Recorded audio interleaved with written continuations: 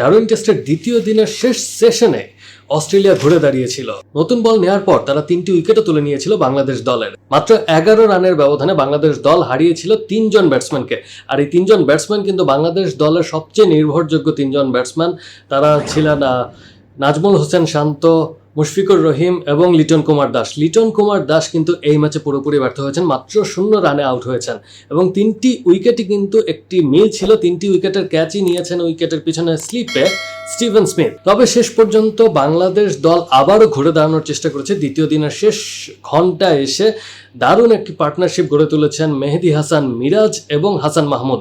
হাসান মাহমুদ একজন lower order batsman, কিন্তু তিনি অস্ট্রেলিয়া দলের বোলিং অ্যাটাককে নির্বিষ করে তুলেছেন। শেষ পর্যন্ত তারা দুজন জুটি গড়ে তুলেছেন। তার কারণে বাংলাদেশ দল 6 উইকেট নিয়ে দিনটি শেষ করতে পেরেছে।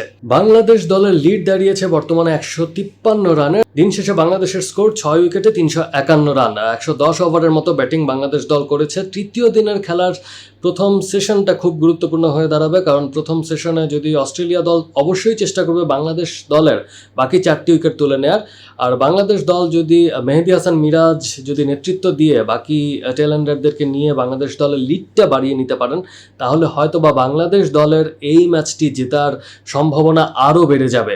আজকের দিনের শুরু থেকে কিন্তু দারুণ ব্যাটিং করছিলেন বাংলাদেশ দলের ব্যাটসম্যানরা। মমিনুল হক সৌরভ 49 রান করেছেন, অল্পের জন্য হাফ সেঞ্চুরিটা পেতে পারেননি তিনি। তবে তানজিদ হাসান তামিম নিজের টেস্ট ক্যারিয়ারের দ্বিতীয় ম্যাচ খেলতে গিয়েই পেয়ে গিয়েছেন দারুণ একটি সেঞ্চুরি। যদিও সেঞ্চুরি করার পর তিনি তার ইনিংসটাকে বড় করতে পারেননি। 101 রানেই নাথান লায়নের বলে আউট হয়ে গিয়েছেন। অন্যদিকে নাজমুল হোসেন শান্ত টেস্ট অধিনায়ক 84 রান করেছেন, তিনিও দারুণ খেলছিলেন। কিন্তু নতুন বল নেওয়ার পরে কিন্তু একটি ছন্দ পতন ঘটে বাংলাদেশ দলের ইনিংসে। এই সময়টাতেই অস্ট্রেলিয়া দল ঘুরে দাঁড়িয়েছিল।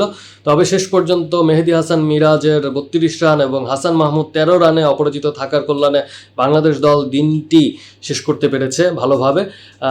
এখন দেখা যাক বাংলাদেশ দল তাদের লিডটাকে কতটুক এগিয়ে নিয়ে যেতে পারে। তৃতীয় দিন থেকে অথবা চতুর্থ দিন থেকে কিন্তু উইকেটে একটু স্পিন ধরার সম্ভাবনা থাকবে। তো বাংলাদেশ দল যদি তাদের লিডটাকে বাড়িয়ে নিতে পারে, তাহলে বাংলাদেশ দলের জয়ের সম্ভাবনা অনেকখানি বেড়ে যাবে। সাথে থাকার জন্য ধন্যবাদ সবাইকে।